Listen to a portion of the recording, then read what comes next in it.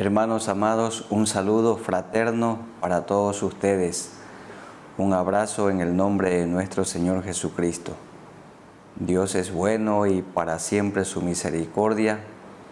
Y en esta pandemia Él nos ha cuidado y nos ha provisto de todas las cosas que necesitamos. No nos ha hecho faltar nada y tenemos que vivir con gratitud. Como hemos aprendido en Romanos, hay dos cosas que los no creyentes no hacen: ni le glorifican a Dios, ni le dan gracias. Pero hay dos cosas que nosotros los creyentes sí hacemos. Le glorificamos a Dios, adoramos a Dios, honramos a Cristo, le rendimos honor y también damos gracias. Le damos gracias a Él por la salvación tan grande que nos ha dado, porque tenemos la vida eterna. Tenemos palabras de gratitud por el cónyuge que nos ha dado, los hijos que son herencia de Jehová, por ser parte de una hermosa iglesia a la que pertenecemos, la iglesia, el cuerpo de Cristo, y también a una iglesia local.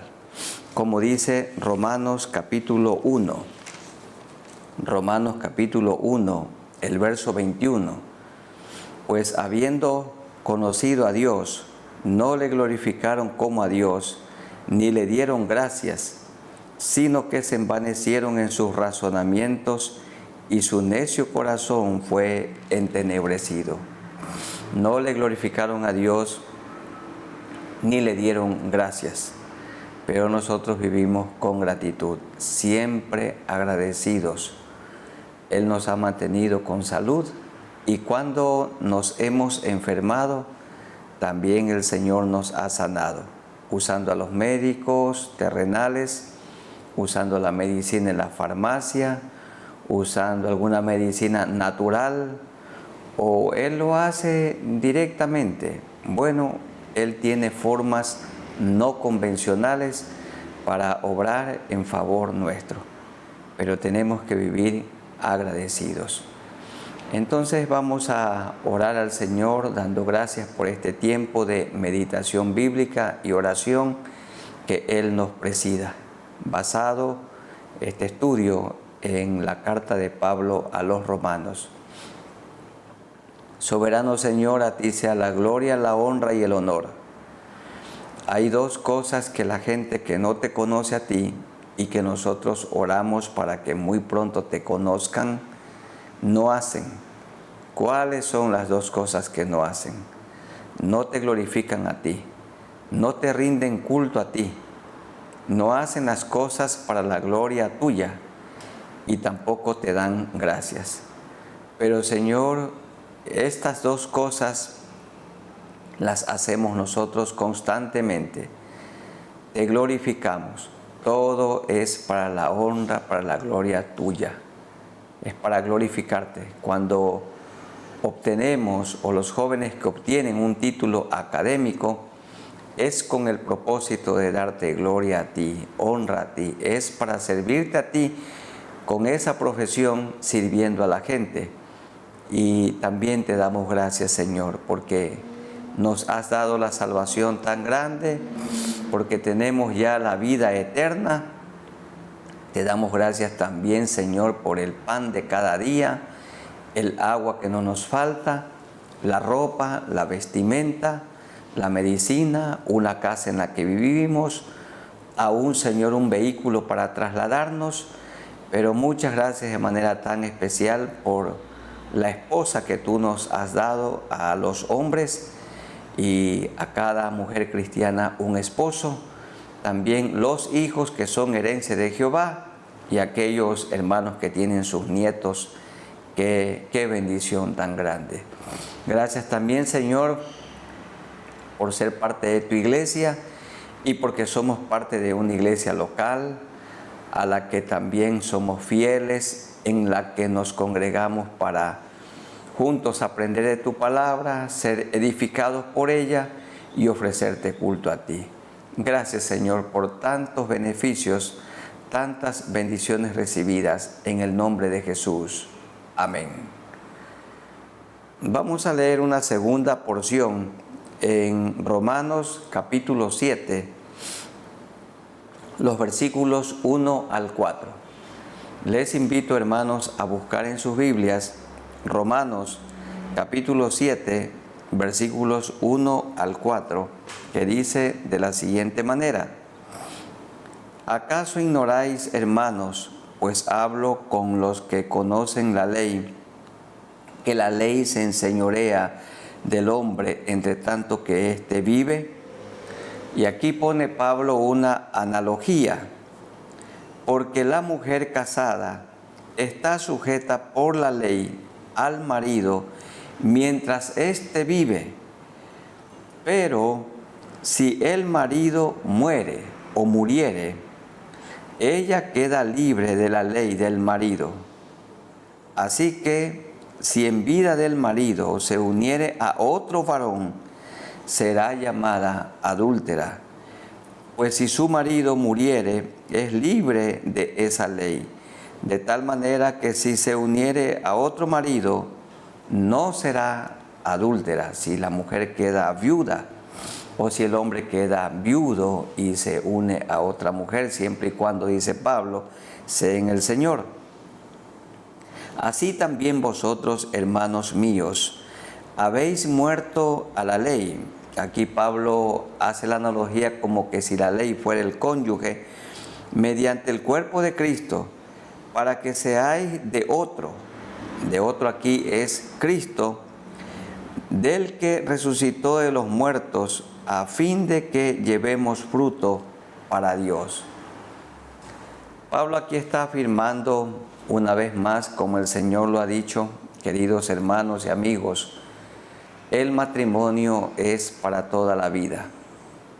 Ningún joven, ninguna señorita, ninguna persona debería unirse en matrimonio con la posibilidad de divorciarse si el asunto no le va bien, si la relación no marcha bien. Tienen que casarse con la bendición del Señor y con la seguridad y con la convicción que el matrimonio es hasta que la muerte los separe. Dice, porque la mujer casada está sujeta a su marido y también el hombre a su esposa. Así que si en vida del marido se uniere a otro varón, será llamada adúltera. Pero si el marido muriere, es libre para formar un matrimonio con otro hombre. De igual manera, el hombre, si en vida se uniere a otra mujer, siendo que se separó de la primera, dice el Señor, esto sería motivo de adulterio. Dios aquí está diciendo que el matrimonio es hasta que la muerte los separe. Y ahora ya no somos parte de la ley. Ahora somos, dice el Señor, por medio de Pablo, de otro. Y el otro es Cristo. Antes vivíamos esclavos del pecado. Ahora somos de otro. Pertenecemos al Señor Jesucristo, que nos ha limpiado con su sangre preciosa que derramó en la cruz del Calvario. Vamos a orar al Señor para que Él nos ayude a ser fieles a Dios y también que seamos fieles a nuestro cónyuge. Éramos esclavos del pecado, ahora le pertenecemos a Cristo. Dice Pablo en el verso 4, ahora somos de otro, del que resucitó de los muertos, a fin de que llevemos fruto para Dios. Que seamos fieles a Cristo y en segundo lugar, que seamos fieles también a nuestro cónyuge y que nuestros hijos también puedan unirse en matrimonio con la bendición de Dios y permanecer en sus hogares unidos hasta que sean separados por la misma muerte. Oremos a Dios. Muy amado Dios, te damos gracias por este día especial. Gracias por esta mañana en la que podemos buscar tu rostro. Gracias, Señor, porque es una bendición el matrimonio y los hijos son herencia de Jehová. A los hombres tu palabra nos dice que el que haya esposa haya el bien y recibe la bendición de Dios. De igual manera la mujer que haya esposo haya el bien. Tú dijiste en el huerto de Edén que no es bueno que el hombre esté solo, ni tampoco que la mujer esté sola. Es bueno que se junten en matrimonio para toda la vida. Y aquí Pablo hace una analogía, que antes estábamos unidos al pecado, pero cuando Cristo perdonó nuestros pecados, en nosotros se produjo una ruptura con el pecado. Y ahora somos de otro, ahora somos de Cristo. No estamos tampoco bajo el yugo de la ley. Ahora somos de otro, el Señor Jesucristo, que murió por nosotros en la cruz del Calvario y que nos ha hecho sus hijos. Y Él no nos dejó solos, sino que envió al Santo Espíritu de Dios para que viva dentro de nosotros para siempre. El Espíritu Santo de Dios que mora en nosotros y que nos guía a toda verdad. Gracias, Señor, porque te pertenecemos. Y gracias porque tú nos das la convicción, nos das el poder, la seguridad, el amor para vivir en nuestro matrimonio con la misma persona, cada hombre con su misma esposa, cada mujer con su esposo, cuidando de los hijos y criándolos para ti hasta la muerte. Yo quiero, Señor, que tú me ayudes a mí para que pueda ser fiel a mi esposa Isabel hasta que me muera. Señor, ayúdame. Hasta aquí tú me has ayudado. Y como lo has hecho conmigo, también lo has hecho con mi esposa y los hermanos, Señor, que están aquí presentes, que están participando de esta reunión. También, Señor, tú los ayudes. Que cada hermano sea fiel a su esposa, que cada esposa sea fiel a su marido y que esto le enseñemos a nuestros hijos, porque Jesús dijo claramente en Mateo 19 que al comienzo no fue así, porque los fariseos le decían a Moisés o le decían a Jesús que Moisés ordenó dar carta de divorcio, pero Jesús dijo allí que al comienzo no fue así. ¿Y cómo fue al comienzo? Que el hombre dejará a su padre y a su madre y se unirá a su mujer y serán una sola carne. Tú le hiciste para Adán una sola mujer, Eva, una sola esposa. Señor, ayúdanos en fidelidad. Y sabemos también que el divorcio no es un pecado imperdonable, pero es tan triste y deja horribles consecuencias, tristes consecuencias. Señor, ten misericordia, que toda pareja que se casa lo haga con la convicción, con la seguridad, con la alegría también, con el amor, con la confianza en Dios, que este matrimonio es para toda la vida. Que esta sea una convicción en nuestros hijos, te lo rogamos. Te rogamos esto en el nombre de nuestro Señor Jesucristo. Amén. En tercer lugar, vamos a buscar Romanos 8, 1 al 3. Hermanos, tengan la amabilidad en sus Biblias, la maravillosa palabra del Señor. Romanos, que fue escrita por Pablo esta carta entre el año 56 y 58 después de Cristo, desde Corinto, en el tercer viaje misionero de Pablo. Allí él escribió esta carta para la capital del imperio, para la capital del mundo de entonces. Y recuerden, hermanos, que Romanos, como dicen algunos autores, fue escrita para la preparación de obreros cristianos. Claro que sí, porque aquí tenemos la buena doctrina bíblica. Del 1 al 11 tenemos la ortodoxia de la fe, doctrina, enseñanza. Y del 12 al 16, la ortopraxia, significa la doctrina puesta en práctica. Doctrina es enseñanza. Y vamos a leer Romanos capítulo 8, versículos 1 al 3. Pablo en el capítulo 7 dice en el 24, miserable de mí, ¿quién me librará de este cuerpo de muerte? Porque él está haciendo énfasis que el pecado, la vieja naturaleza, todavía está en nosotros, pero hay que subyugarla, hay que aplastarla, hay que dominarla. ¿Cómo? Con el poder del Santo Espíritu. Dice el 7:14, porque sabemos que la ley es espiritual, mas yo soy carnal, vendido al pecado. El verso 17, de manera que ya no soy yo quien hace aquello, sino el pecado que mora en mí. Y también en el 20, verso 20 dice, y si hago lo que no quiero, ya no lo hago yo, sino el pecado que mora en mí. Habla de la naturaleza caída que todavía está en nosotros y que seremos liberados de esta vieja naturaleza cuando estemos con el Señor y Él nos dé un cuerpo resucitado. Entonces Pablo concluye en el capítulo 7, verso 24, miserable de mí, ¿quién me librará de este cuerpo de muerte? ¿Quién? Cristo Jesús, que nos ha perdonado.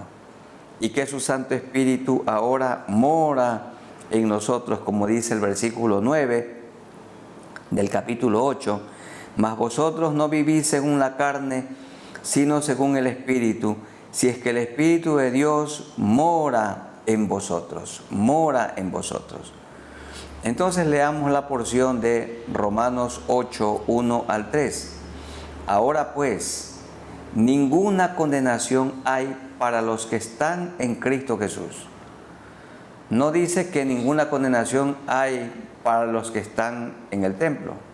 No dice para los que se han bautizado. No dice que ninguna condenación hay para los que hacen buenas obras. Tampoco dice que ninguna condenación hay para los que no le hacen mal a nadie, que a lo mejor tampoco le hacen bien a nadie.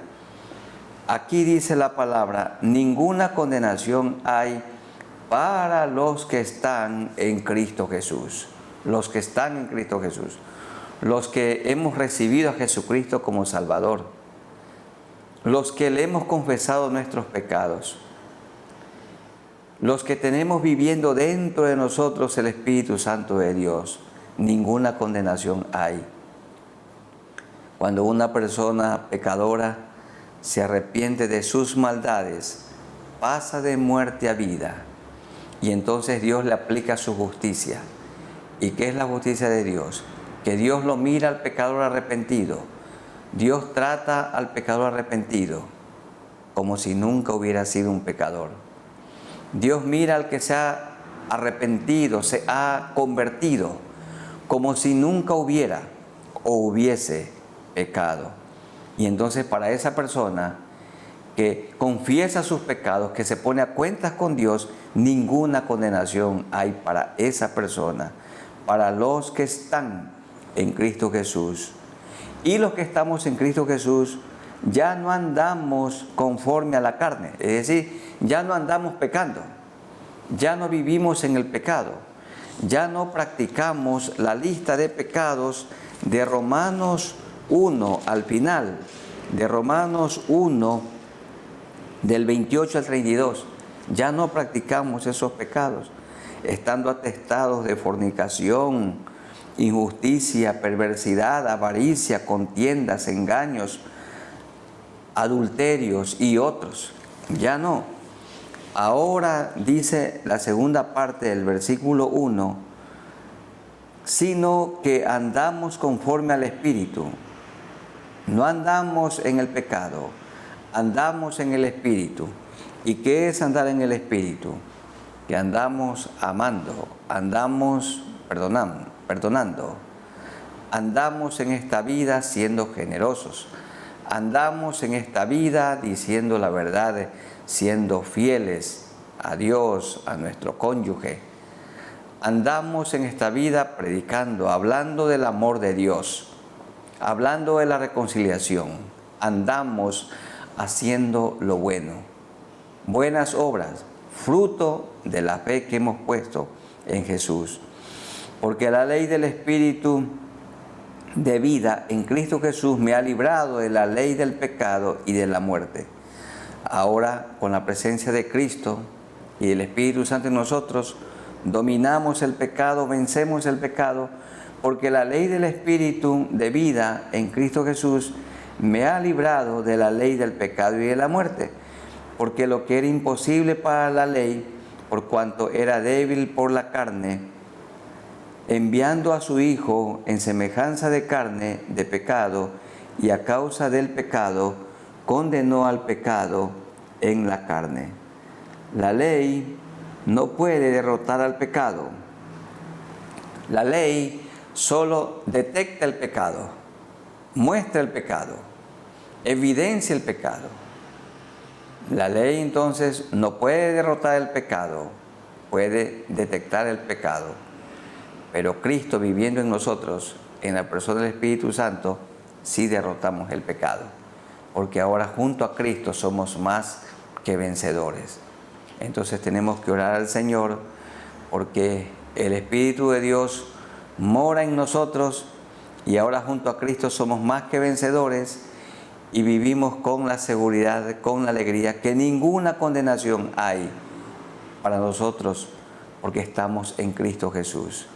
Cuando Él nos perdonó, ya nos dio la vida eterna. Ahora somos parte del reino de los cielos, ya no del reino de las tinieblas, y somos herederos y coherederos con Cristo Jesús. Él está en el cielo y nosotros iremos también a ese lugar. Por esto, mientras vivimos en la tierra, padecemos, sufrimos, aguantamos, soportamos, no renegamos en la tribulación, porque Dios tiene un propósito con ellas en nosotros para mejorarnos. Nos enseña Él a depender más de Cristo y a humillarnos, a buscar su rostro. Oremos al Señor. Muchas gracias, Señor, porque ninguna condenación hay para los que estamos en Cristo Jesús, los que ya no andamos practicando el pecado. Un creyente genuino ya no vive en pecado, ya no practica el pecado. Y si algún momento peca, lo confiesa, porque abogado tenemos para con el Padre a Jesucristo el justo, quien es fiel y justo para perdonar nuestros pecados y limpiarnos de toda maldad.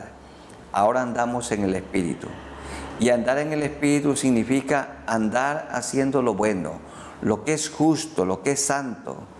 Ahora andamos amando como Cristo, perdonando como Cristo, siendo fieles como Cristo, generosos como Cristo. Señor, hablando la verdad como Cristo, siendo honestos como Cristo, disciplinados como Cristo. Como Cristo es justo, somos también justos. Ayúdanos, Señor, que vivamos como tú cada día. Esta es nuestra oración, en el nombre de nuestro Señor Jesucristo. Amén. Ahora busquemos Romanos capítulo 8, los versículos 28 en adelante. Romanos 8, 28. Pablo concluye y dice, Romanos 8, 28, y sabemos, lo tenemos en la mente, porque ahora tenemos la mente de Cristo, que a los que aman a Dios, todas las cosas les ayudan a bien. Aquí lo que está diciendo es, y sabemos que a los que aman a Dios, esta pandemia es para bien. El coronavirus es para bien. Aunque el Señor no es el que ha elaborado, el que ha creado esta plaga para nosotros, de ninguna manera. Pero Él ha permitido, porque Dios lo controla todo. Todas las cosas les ayudan a bien, esto es, a los que conforme a su propósito son llamados. Porque a los que antes conoció, también los predestinó para que fuesen hechos conformes a la imagen de su Hijo. Miren, aquí está lo que siempre predicamos.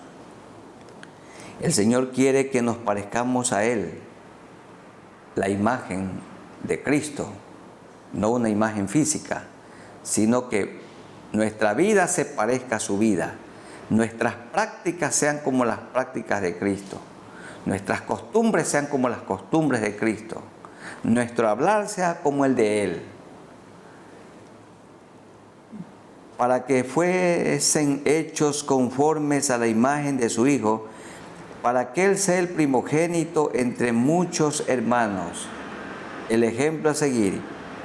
Y a los que predestinó, a estos también llamó, y a los que llamó, a estos también justificó, y a los que justificó, a estos también glorificó. ¿Qué pues diremos a esto? Si Dios es por nosotros, ¿quién contra nosotros? Bien, aquí el tema de la predestinación es un tema importante.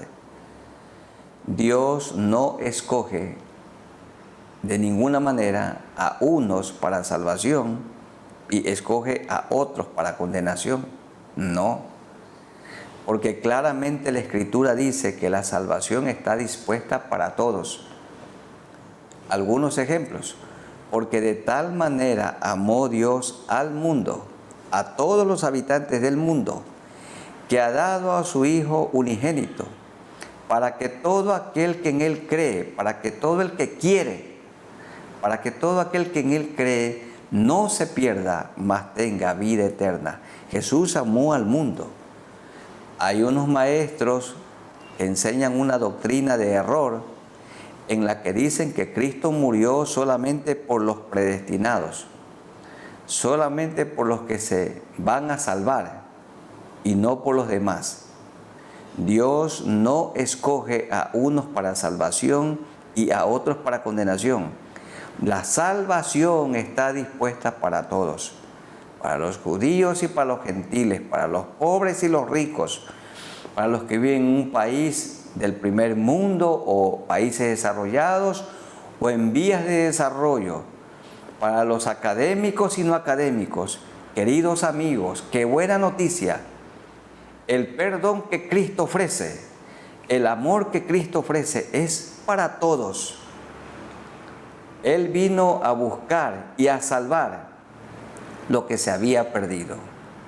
Pero claro, el pecador también tiene que poner su parte, tiene que buscar al Señor, tiene que ir al encuentro con Dios. Porque el Señor vino a buscarnos, pero nosotros tenemos que acudir a su llamamiento, a sus brazos. Él nos quiere amar, nos quiere perdonar, pero nosotros tenemos que confesar nuestros pecados.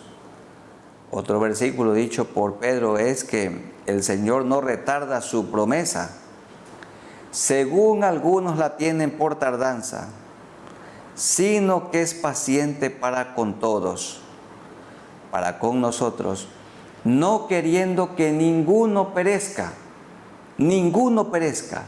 sino que todos procedan al arrepentimiento. ¿Cuál es el anhelo de Dios, el corazón del Señor Jesucristo? Que todos procedan al arrepentimiento. Amigos queridos, Dios no quiere su perdición. Él no lo envía de ninguna manera al infierno. Cada persona decide ir a ese lugar. Hay dos lugares eternos, con Cristo en el cielo y con Satanás en el infierno, y toda persona tiene libre albedrío. Eso es lo que otros maestros del error dicen, que cuando Adán y Eva pecaron, perdieron su libre albedrío. Su libre albedrío. De ninguna manera. El hombre sigue tomando su decisión. Yo decidí a Cristo, yo decidí buscarlo a Él. Él me buscó, pero yo decidí también entregarle mi vida a Él, entregarle mi corazón. yo tomé la decisión. Entonces cada persona tiene que decidir también seguir a Cristo, porque Cristo lo está buscando, está llamando a la puerta de su corazón. Y el corazón humano tiene cerradura, no por fuera, sino solamente por dentro. O nosotros lo dejamos entrar a Cristo o lo dejamos fuera. Cada persona toma su decisión. Y también Pablo dijo que tenemos que hacer rogativas, oraciones y peticiones por todos los hombres. Porque Dios quiere que todos los hombres y las mujeres sean salvos y vengan al conocimiento de la verdad.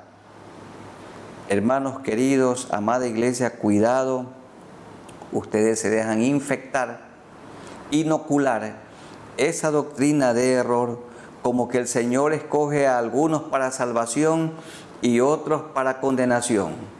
La salvación está dispuesta para todos.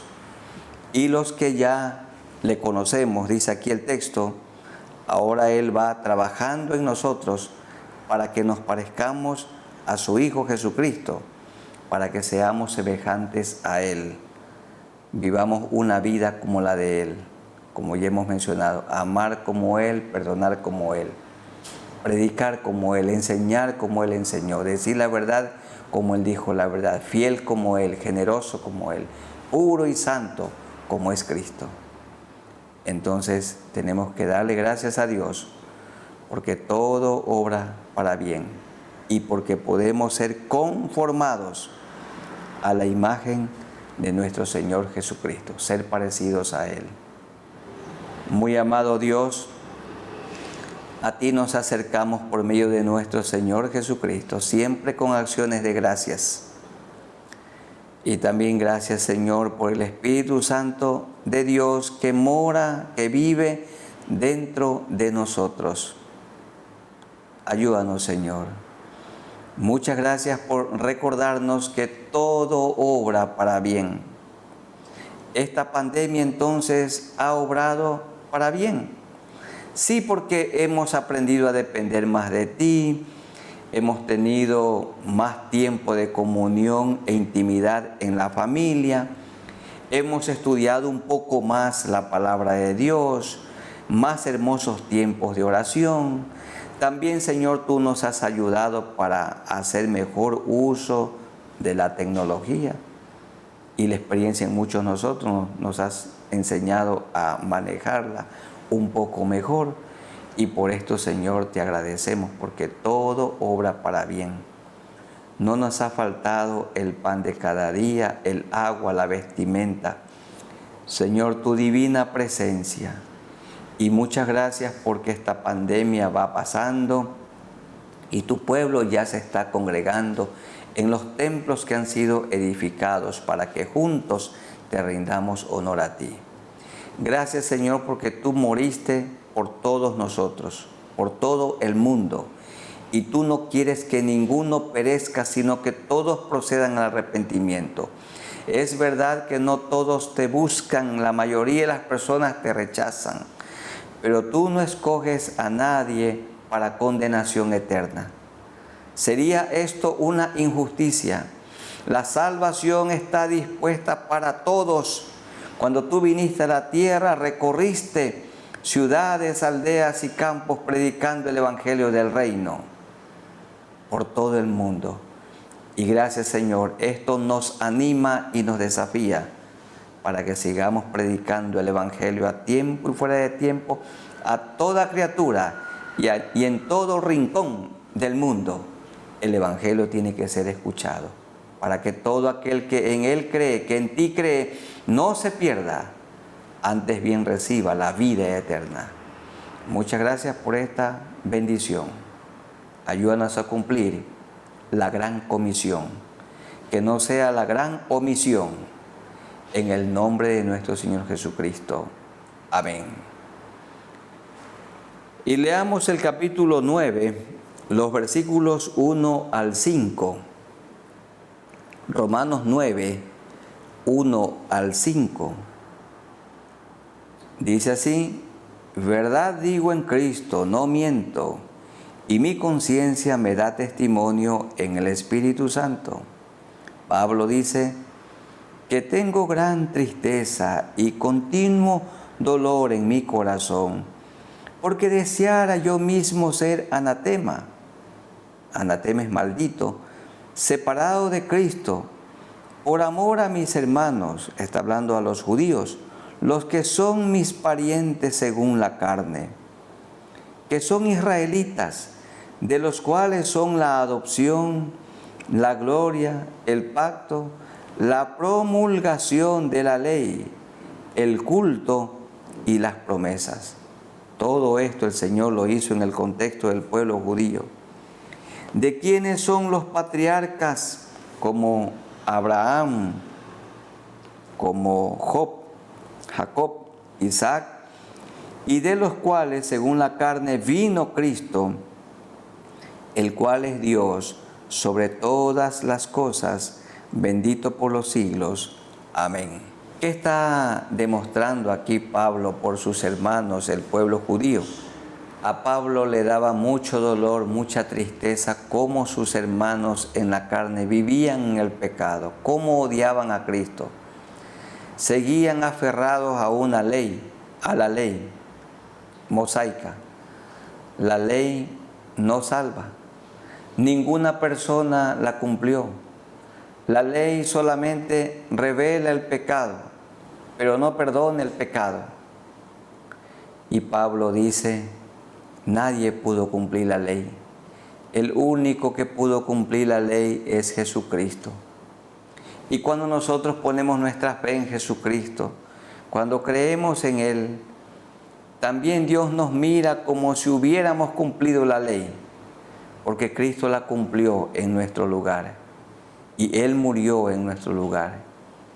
Y Pablo dice, yo quisiera que los israelitas buscaran a Dios, que conocieran a Jesucristo, pero muchos de ellos, la gran mayoría, no lo hizo. Hermanos, debemos tener compasión por nuestros amigos y vecinos. Algunos recordarán un coro o himno antiguo. Si sientes compasión por tus amigos, entonces háblales de tu Señor. Cuéntales de Cristo. Habla lo que Cristo hizo por ti. Si sentimos compasión por la familia, entonces tenemos que hablarles de Cristo. Dijo el Señor en Mateo 9 que al ver las multitudes tuvo compasión de ellas, porque estaban desamparadas y dispersas como ovejas que no tienen pastor. Hermanos queridos, tenemos que dedicarnos a ganar a la gente perdida. Y queridos pastores, amados consiervos, no procuremos de ninguna manera atraer a nuestra congregación a personas que son parte de otro redil. No, tenemos que nosotros respetar las ovejas de cada redil. Cada rebaño tiene su pastor. Y hay rebaños pequeños y grandes, pero sí tiene que ser nuestro enfoque, ganar a la gente perdida. Hay tanta gente que anda descarriada y sin pastor. A ellos hay que buscarlos. No tenemos que procurar conquistar hermanos queridos que son parte de otros rebaños, de otras congregaciones, para que vengan a la nuestra. Tiene que haber respeto en esto. Y el Señor bendice mucho cuando hacemos esto. Pueden haber algunos casos especiales de recibir hermanos que vienen de otras congregaciones que ya algunas congregaciones se desintegran o el pastor comete algún pecado, alguna falta muy grave, no se somete a una disciplina y las ovejas quedan dispersas o hay doctrinas de error. Pero cuando hay una iglesia saludable y las ovejas son parte de esa iglesia saludable, doctrinalmente sana, hay que permanecer en esa congregación, hay que ser leal, hay que ser fiel a Cristo, ser fiel también al cónyuge, ser fiel a la iglesia en la que nosotros nacimos y allí hemos crecido. Claro que sí, esta es una bendición. Y Pablo rogaba a Dios para que sus hermanos conozcan a Cristo. Y ese también tiene que ser nuestro ruego. Primero por nuestra familia, nuestros vecinos y amigos, que conozcan a Jesucristo como el único Salvador. Y vamos a orar. Amado Señor, ayúdanos a seguir predicando el Evangelio del Señor Jesucristo a toda criatura. Esta comisión nos encargaste. Aquí notamos a Pablo rogando a Dios para que sus hermanos, los israelitas, en lugar de poner su mirada en la ley, pongan la mirada en Cristo. Los israelitas pensaban que si se circuncidaban y por ser descendientes de Abraham, ya eran parte del reino de los cielos. Pero tenían que arrepentirse de sus pecados, tenían que poner su fe en Dios. Y Pablo, por esta razón, a toda ciudad donde iba, primero le hablaba a los de su pueblo y luego a los gentiles. A nosotros también, Señor, ayúdanos que hablemos a nuestra familia, pero que hablemos también a nuestros vecinos y amigos y los que están más lejanos, enviando misioneros para que ellos prediquen en estos lugares distantes de la tierra. Que tengamos compasión por la gente perdida. Esto te rogamos en el nombre de nuestro Señor Jesucristo, que nos ayudes para que no guardemos silencio. En el nombre de Jesús. Amén. Y en último lugar, unos versículos del capítulo 9, versos 30 al 33. Romanos 9, 30 al 33. ¿Qué pues diremos? Que los gentiles que no iban tras la justicia han alcanzado la justicia, es decir, la justicia que es por fe. Mas Israel que iba tras una ley de justicia no la alcanzó. ¿Por qué? Porque iban tras ella no por fe, sino como por obras, por la ley, sino como por obras de la ley. Pues tropezaron en la piedra de tropiezo, como está escrito: He aquí pongo en Sión piedra de tropiezo y roca de caída, y el que creyere en él no será avergonzado. Pablo está aquí repitiendo que somos salvos por justicia de Dios, por la gracia de Dios. No salva a una persona ir tras la ley. Dice, ¿por qué? Porque iban tras ella, no por fe, sino como por obras de la ley. Los judíos pensaban que por guardar la ley y sus ritos alcanzarían la salvación. Pablo dice, no, es por la fe en Jesucristo. Y cuando nos convertimos, cuando el Señor nos limpia los pecados, entonces guardamos la ley, no para alcanzar la salvación, sino porque tenemos la salvación. La ley sigue vigente, claro. Hay que estudiarla y hay que obedecerla. La ley moral, ya no la ley ceremonial, pero seguimos cumpliendo, obedeciendo la ley por la gracia de Dios. Pero ya no para alcanzar la salvación, sino porque tenemos la salvación. Y los judíos tropezaban en esa piedra, y esa piedra en la que tropezaban es Cristo. Porque los judíos y gentiles podían ser salvos, pueden ser salvos, podrán ser salvos poniendo su mirada en Jesús. ¿Qué es la justicia de Dios? Como decíamos al comienzo, que Él nos mira. Él mira al pecador arrepentido. Él trata al pecador arrepentido como si no hubiera sido un pecador, porque lo limpia con su sangre y ya no se acuerda de nuestras maldades. No hay pecado que Cristo no pueda perdonar. La sangre de Cristo quita toda mancha. Y vamos a orar al Señor para que Él nos ayude y nos mantenga con fe. la mirada en Jesús, y a los que no le conocen lo puedan conocer en este momento a Él como Salvador. Vamos a orar también por aquellos que están enfermos, para que el Señor Jesús los sane, y aquellos que tienen problemas económicos, que el Señor les ayude en su situación crítica. Roguemos al Señor. Soberano Señor, seguimos en oración. Gracias por esta mañana, este tiempo de meditación bíblica y oración. Muchas gracias, Señor, por tu justicia, porque por gracia hemos sido salvos. Tu sangre nos ha limpiado de todo pecado y de toda maldad. Y ahora tú nos miras y nos tratas como si no hubiéramos sido pecadores, como si nunca hubiéramos pecado, porque la sangre de Jesucristo nos limpió de toda maldad. Ayúdanos, Señor, para que seamos fieles. Oramos en este momento también por nuestros amigos, para que te conozcan a ti. Tú eres el único Salvador, y tú quieres y puedes perdonar todos sus pecados en este momento. Amigos queridos, pongan su confianza en Jesús, pongan su mirada en Jesús, pídanle perdón en este momento al Señor Jesús por su pecado.